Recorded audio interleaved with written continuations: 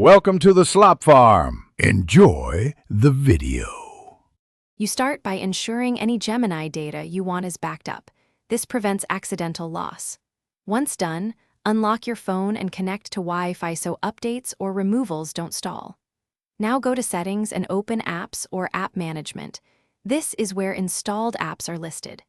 You're doing this now because direct access to app controls speeds removal and reveals permissions. Make sure you can see System and User apps in the list, so Gemini appears if it's not in the main section. Next, find Gemini in the app list and tap it to open App Info. You need those controls.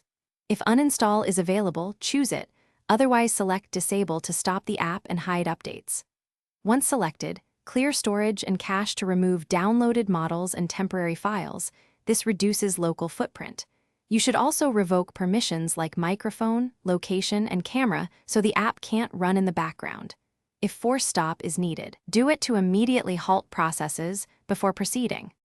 Finally, sign out of Gemini and remove any linked Google account in Settings accounts. This severs cloud access and prevents auto reinstall. Once done, restart your device to ensure services stop and cached processes clear.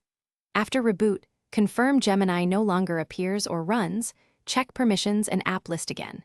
If the app cannot be uninstalled because it's pre-installed, reinstall the app from the store and then uninstall, or use Disable as a last resort. If problems persist, try Safe Mode to uninstall without third-party interference.